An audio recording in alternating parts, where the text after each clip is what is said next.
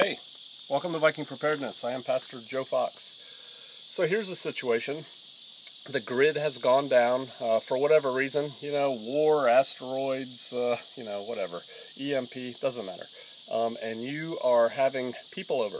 You're going to form a community at your place, and you're going to get 7 to 10, 20, 30 people showing up at your place. And you tell them all, bring food, bring water, bring your medical stuff, bring your guns. And so everybody shows up at your place, or you show up at somebody else's place, and we make room in the spare bedroom and in the garage, and maybe we turn one of the sheds into a place to sleep for somebody, and that's all well and good, but you don't have any water running at your place. And one of the things you're going to run into pretty quickly is, what are you going to do about human waste? Where's it all going to go? Well, here at Shofar Mountain, the people who live here, we use composting toilets. We use toilets that are comprised of 5-gallon buckets, and I went into that before in another video, how we use them, and there's a lot of stuff on the internet. We put our buckets in nice boxes, they look nice, yada yada. But when we have guests come out here, and sometimes we get about 20 guests, and guess what? We've got no running water. At first, we dug a slit latrine, because here's the reality. You can't have people just going wherever they want to go in the woods. Pretty soon that becomes a problem.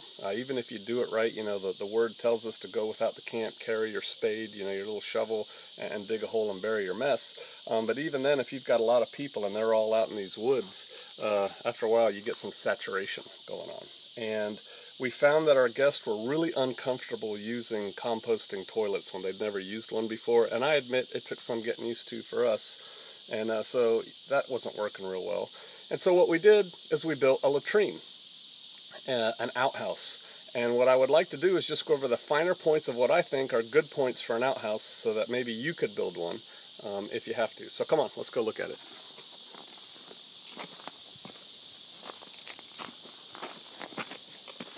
First thing is, you want it kind of away from everything. You don't want it too close to anything else. And this is our privy, as we call it.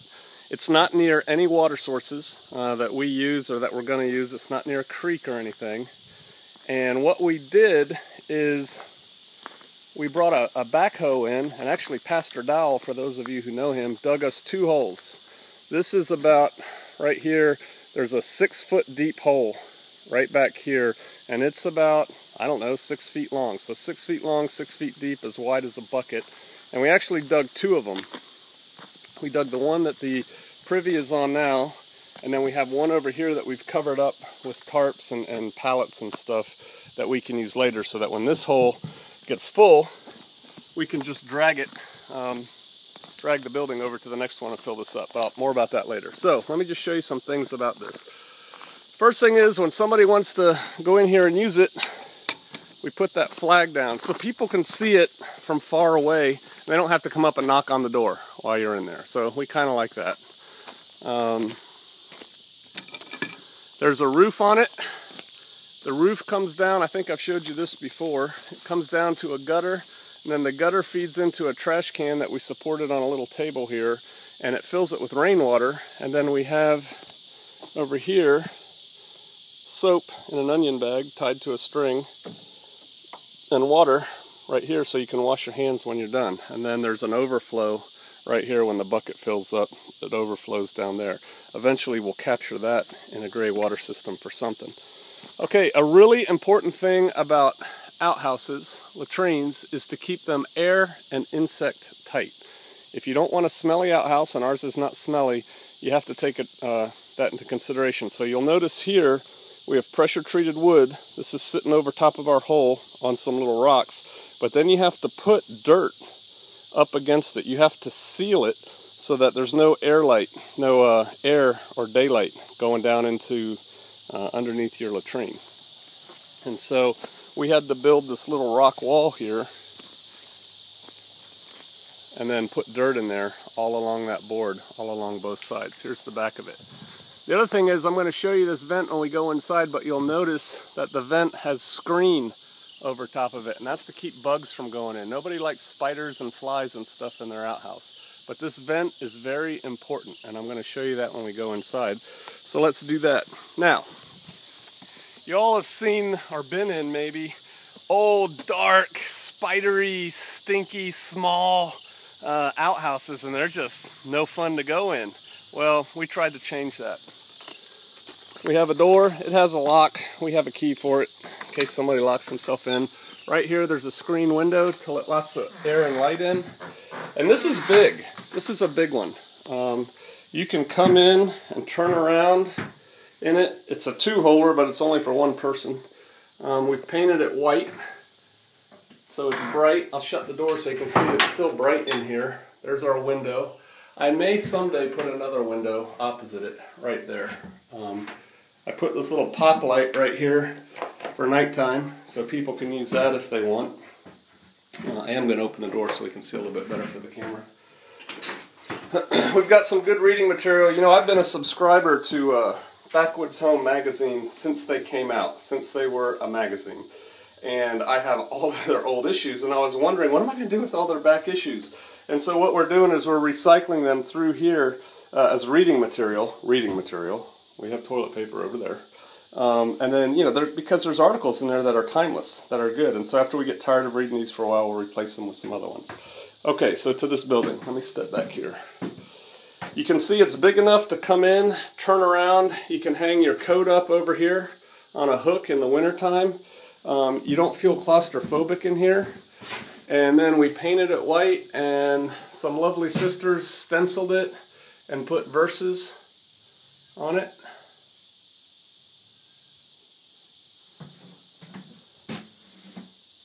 Probably got to touch that one up a little bit.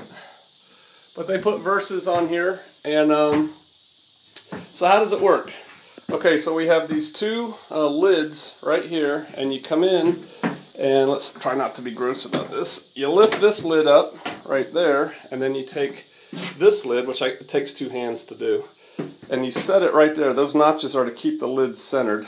And then you do your business, and when you get up, you shut all the lids. It's important to keep the lids shut in your outhouse, in your privy, because that keeps flies and smells down. And we found that when we had visitors here, you know, you give them an orientation, right? And you show them how to use the outhouse and stuff like that. But man, they get a lot of information pretty quick when they show up at Shofar Mountain. So we have this right here. We wrote directions for them. When you're finished, please hang up the seat. That's that seat right there. Some people didn't.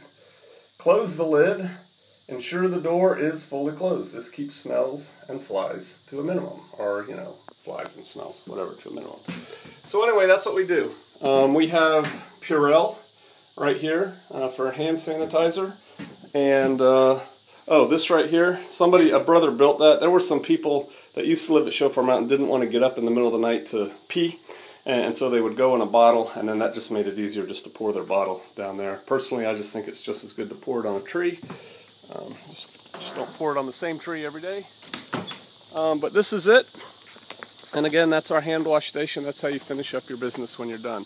We tried to seal everything up in here so no flies, bugs, or mosquitoes can get in. And that is so important. Oh, the vent.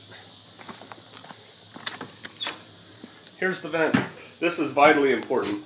The vent goes up above the roof. I showed you that outside. You paint it black so it gets hot and heat rises. And then it goes down into the box. And we built this box. Let me get back here. Our water truck's going by. That box is a little bit less than knee high. It's sitting height.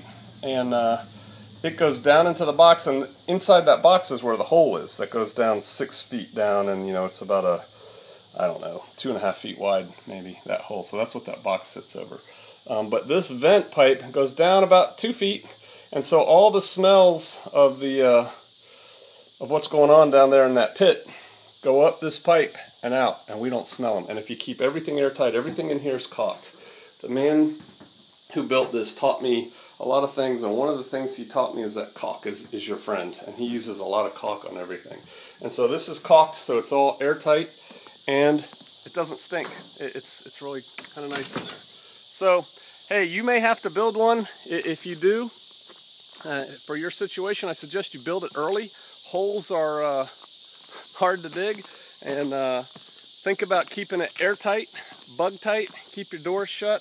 Make it big enough so that people aren't cramped in there, and paint it, paint it so it's pretty inside. All right, I'll see you out there.